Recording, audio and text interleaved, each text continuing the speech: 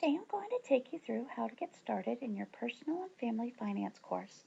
I like for my students to scroll down and click on the green Go button before they start each module. When you click on the green Go button, it'll take you to a help page.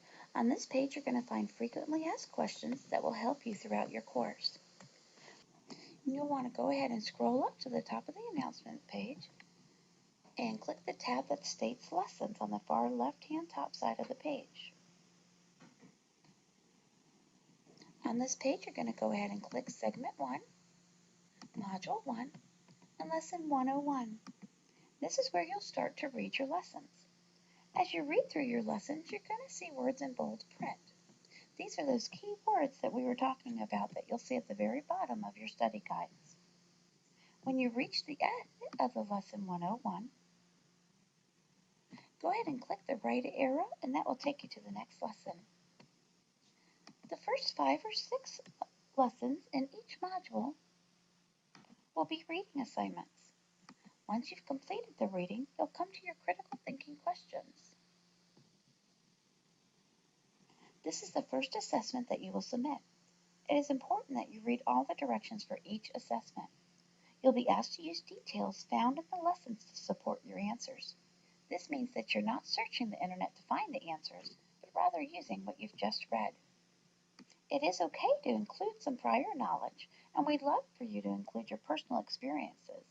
But in order to receive full credit, you'll need to include details from the lessons written in your own words. You're only to answer 2 out of the 5 questions, and then answer them in a minimum of 3 to 5 sentences.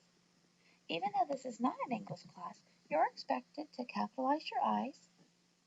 Your sentences should be complete, informative, start with capital letters, and end in punctuation. I also expect you to always proofread before submitting your assignments. Once you're ready to complete the assessment, you can highlight the questions and copy them by either clicking Control-C or right-clicking and hit the word copy. Then you'll want to go ahead and click on your Assessments tab on the left-hand side, and that will take you to a list of the assessments that you'll submit for this class. So we're working on Lesson 106 for your critical thinking. You'll want to go ahead and click on that. Scroll down to where it says Student Comments, and you'll want to paste your questions into this area. You can paste by either hitting Control-V or right-clicking and hit the word Paste. Now you only have to complete 2 out of the 5 questions, so go ahead and click on which do you want to submit, and then be sure to put some spacing in between your questions and delete the other questions that you're not going to be answering today. Once you've completed your answer and you're ready to submit your work to be graded, you'll want to check the Submit button for grading, and then submit. So click this button here, it says Submit for Grading, and then click Submit for Grading, and that will send it to me to grade for you. If for some reason you're not ready to submit and you're interrupted and have to stop your work, you can go ahead and click on the Save for Later button. And then you'll be able to come back later to complete your work. Once you've submitted an assignment, it will no longer show up in your Assessments tab. So where do you find it if you need to make corrections and resubmit? You'll want to go up and check on your Gradebook tab. That will be on the left-hand side of your page.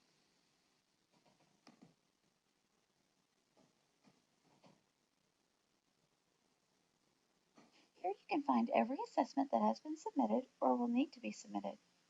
To resubmit an assessment, click on the assessment title, and it will open up just as it did in the Assessments tab. You can make your changes down in the Student Comments area, and then resubmit for grading by hitting the Submit for Grading button and Submit for Grading. In your gradebook, you'll be able to see how many points you've earned on each assessment. So this is your possible points and your points earned. The date that you've submitted the assessment, so April the 10th, and then open it up to read the comments for the feedback.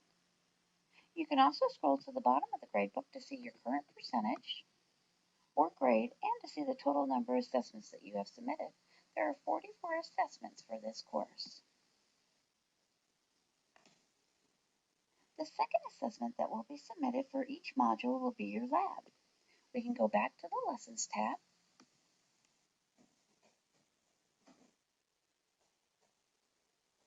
Click Segment 1, Module 1, and then Lesson 107, which are your lab questions.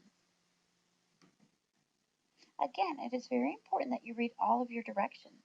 You are asked to read through the questions first before watching the video for this lab. For this lab and most of the labs that include videos, you'll also have transcripts available for you in case you're having trouble viewing or loading the video. You can scroll down just to the bottom of the page and click on the link.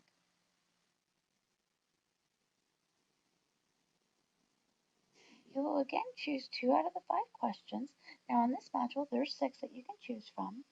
But again, be sure that you answer within a minimum of 3 to 5 complete and informative sentences.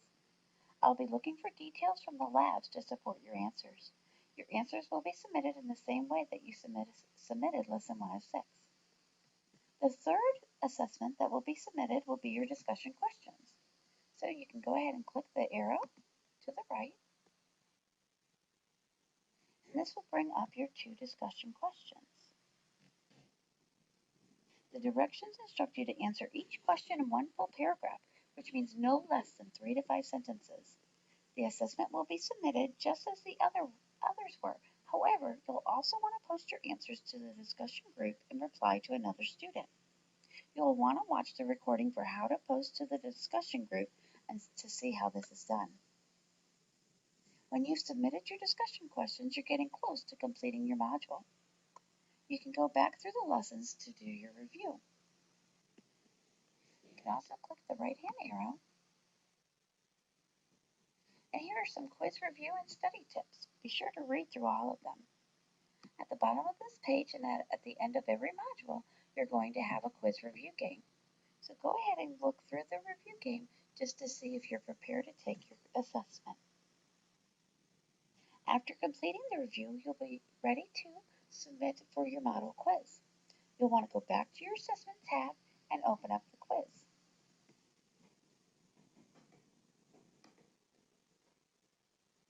And the quiz for Module 1 is Lesson 110, Families and the Economy. Quizzes may only be open once, so be sure you're ready to take your quiz when you click on it. If you get locked out, contact me immediately. We also have a podcast for every module. So if you go back into Lessons, Segment 1, Module 1,